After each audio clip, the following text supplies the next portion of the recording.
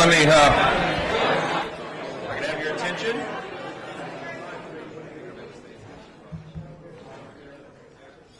Standing. Well, thank you all. I know it's been a great time of fellowship and enjoyment. It's been very loud in here. That's a good sign. That's a good sign. Not great acoustics, but great fellowship. This lunch is a special event, as we noted earlier, because it's a time when we come together here in Washington each year. And what's unique about it, what's important, I think, is that we look past our political differences for this moment in time, and we remember the importance of peacemaking, and we celebrate the important friendship between our two countries, the United States and Ireland. And today we all welcome continued efforts to promote and preserve the Good Friday Agreement and promises of a bright future for all the Friends of Ireland. And certainly at this time, in many ways our hearts are heavy in spite of the fun fellowship, because stability is being threatened in Europe and in the Middle East, and our allies and friends such as Israel and Taiwan continue to fight for their very right to exist. And I know everyone in this room is committed to the same things, that we know that we all must stand for national sovereignty and work for peace. And this is an important time for all of us to encourage a productive dialogue and mutual respect, and even when we may disagree on matters of politics and policy, which is inevitable, we should all appreciate traditions like this, an occasion for thoughtful discourse where we can thoughtfully move beyond what Yeats called polite but meaningless words. When we do that, it restores trust among the people and it renews faith in our institutions. And I think all of us know that we need that desperately right now. So today I'm happy that we're able to showcase the Irish spirit of charity and humor and friendship that flows through your children and through my children and all the children and all of the Friends of Ireland. So I have the distinct pleasure now of introducing our Commander-in-Chief and someone who is known everywhere as America's most famous Irishman, President Joe Biden.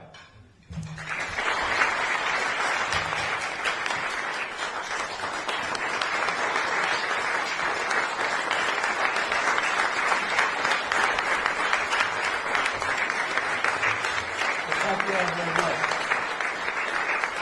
Thank you.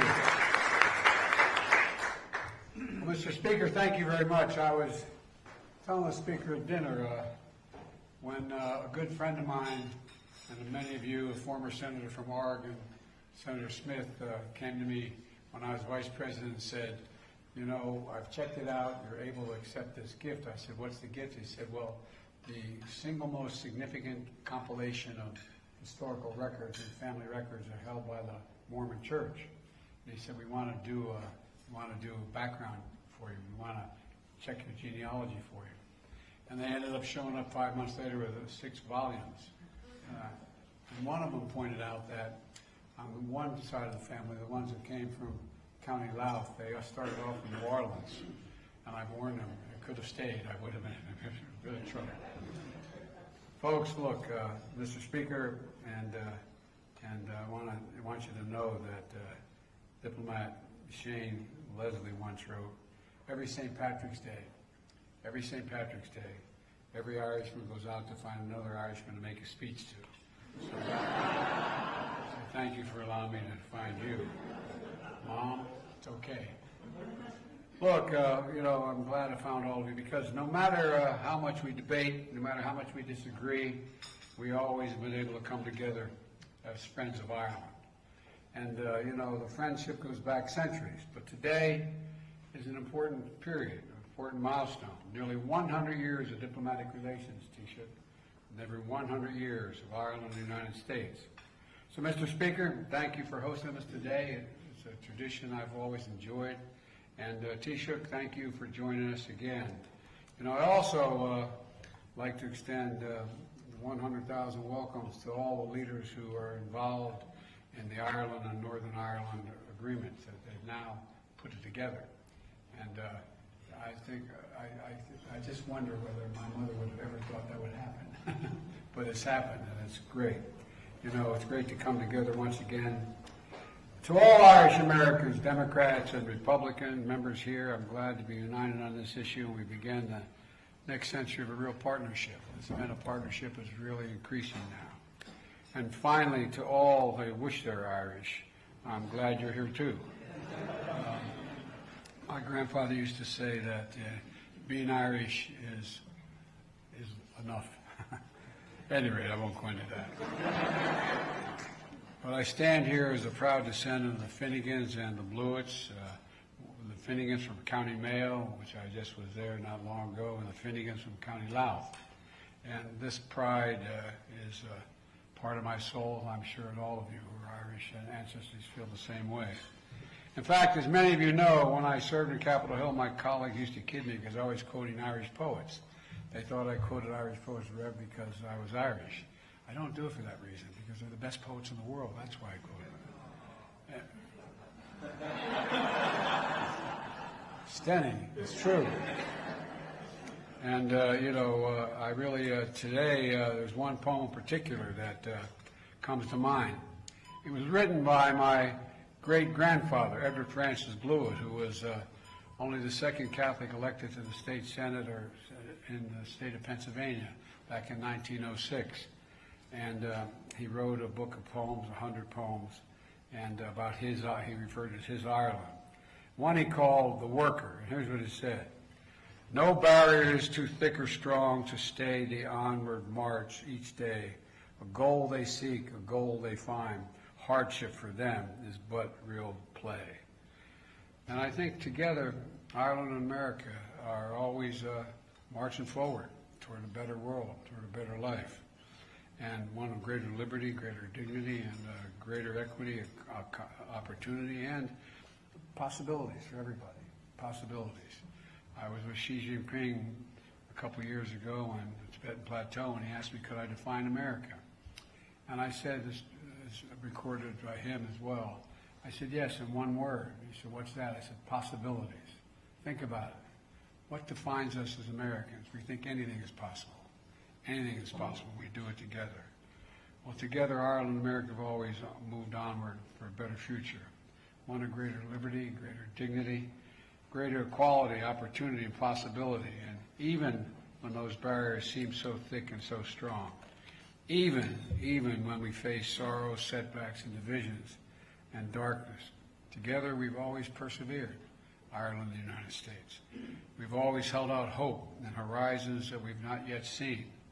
You know, I often say that the Irish are the only people in the world who are nostalgic about tomorrow.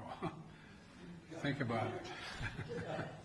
That's an original quote, unfortunately. But that seems who we are. And I often say that because wherever there is a yearning for freedom, wherever there is a call for progress, people around the world, they can always count on Ireland and the United States to be on their side, not just for hope, but to help them on their march forward. We see this in our support of Ukraine and the people in the face of Putin's vicious onslaught against Ukraine. Taoiseach, we had a meeting earlier today. I told you that I'm deeply grateful for Ireland's unwavering humanitarian aid to the people of not only Ukraine, but also Gaza. I'm committed to continue to do our part. I'm confident the vast majority, and excuse me for saying this, but I think a vast majority of members of Congress are willing to do their part and to continue to urge every member in this room to stand up to Vladimir Putin. He's a thug. He's a thug.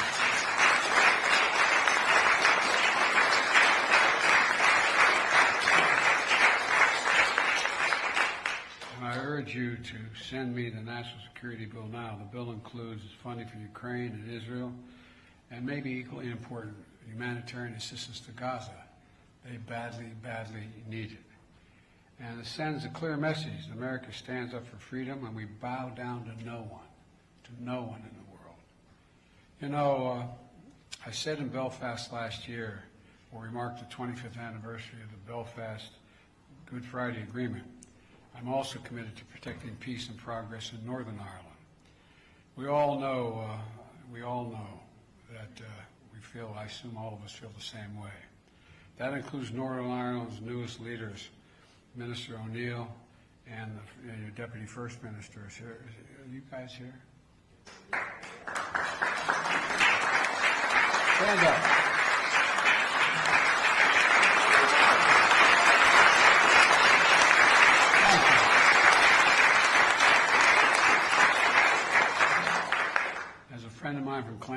and say, who would have thunk it? Thankfully, you're here. And look, to both of you, thank you for reminding us what possibilities there are as we work across the aisle and rise above long-standing disagreements. Let me close with this. I think we stand at an inflection point, not only in American history, but in world history, where the decisions we make now are going to determine what the next 3, 4, 5, 6 decades are going to look like. And I believe history's watching. I think history is watching. Today, let us resolve to march forward with each other and all those who seek a better future. Like our ancestors, remember, no barrier is too thick or too strong for Ireland and the United States to get through. There's nothing our nations can't do together when we work together. And I mean that from the bottom of my heart. I'm confident there's not a thing we can't do if we work together. And I say the same thing. Remember, it's the United States of America. There's nothing beyond our capacity when we work together. So my prayer today is we continue, we increase our working together. Thank you all for having me.